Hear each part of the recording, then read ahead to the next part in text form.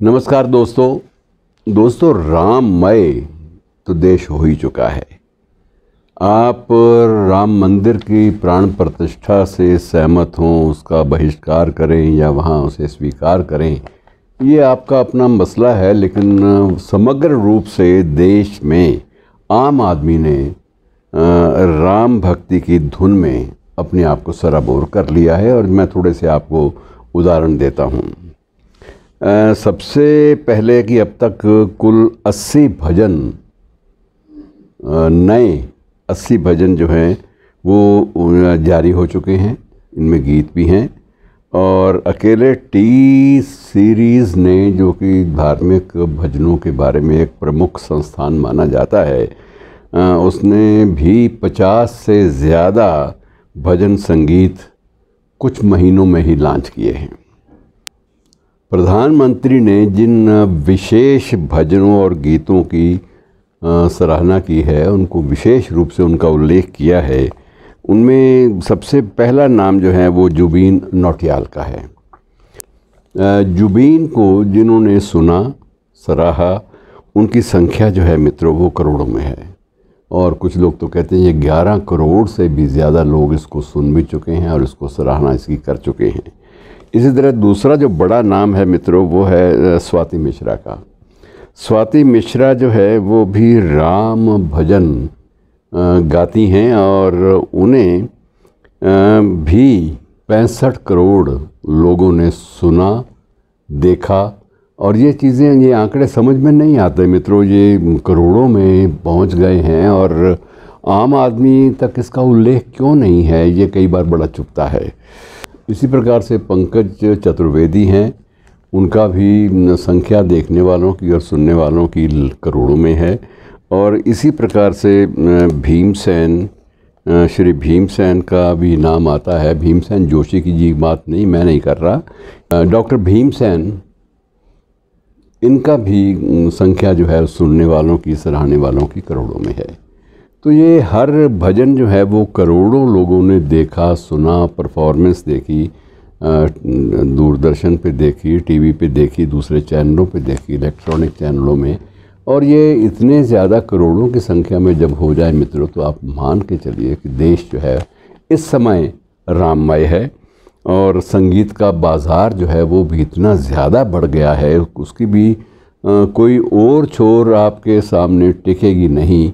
और इसके बारे में जो 2023 में पिछले साल 2500 करोड़ रुपए का कारोबार हुआ, ये मानने को मन नहीं करता, लेकिन हुआ।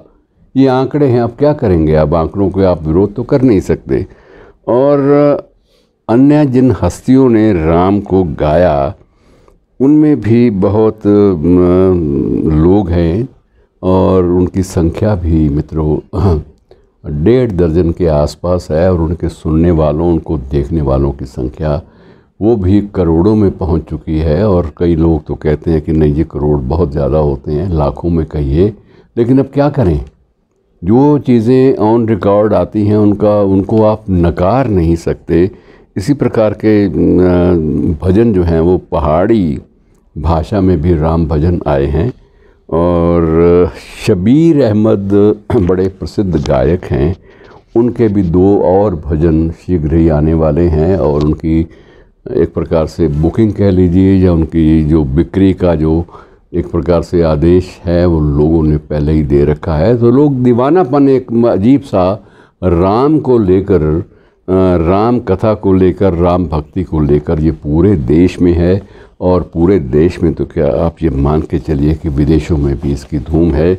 और जब विदेशों की बात करते हैं तो मैं आपको थोड़े से आंकड़े ज़रूर देना चाहूँगा कि अयोध्या के पास एक बड़ा विचित्र आंकड़ा है मित्रों। अयोध्या के पास 105 गांव ऐसे हैं।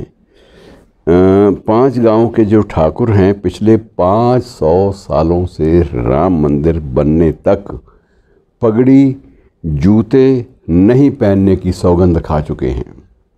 पगड़ी, जूते नहीं पहनेंगे जब तक राम मंदिर नहीं बनेगा। और इसमें सामान्य लोग हैं, और ये सामान्य लोग मित्रों केरल से लेकर कश्मीर, नेपाल और भूटान तक फैले हुए हैं।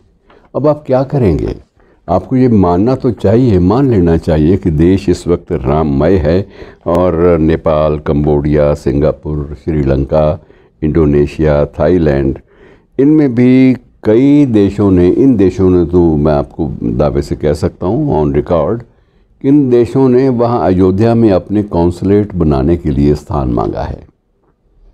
अब ये भी बड़ी अजीब बात है कि आपसे वो स्थान मांगते हैं कि हमें अपने कॉन्सुलेट बनाने के लिए स्थान दीजिए, क्योंकि हमारे यहाँ राम के भक्तों की संख्या भी करोड़ों में है। और अयोध्या से अनुमान ये लगाया जाता है कि पर्यटन से 55,000 करोड़ रुपए हर वर्ष आएंगे। ये अनुमान पर्यटन के विशेषज्ञों का है। और अब तो आप ये देखिए कि हेलीकॉप्टर सर्विस भी शुरू हो गई है और उत्तर प्रदेश के 6 नगरों से, 6 ज़िला मुख्यालयों से ये हेलीकॉप्टर सेवा आरंभ होने वाली है और उससे पर्यटन जो है वो एकदम से और बढ़ जाएगा। और अभी भी ये भी माना जाता है कि जब राम मंदिर में चढ़ावे की बात होगी तो ये करोड़ों का ही होगा, ये भी लाखों में नहीं होगा। और उसके बाद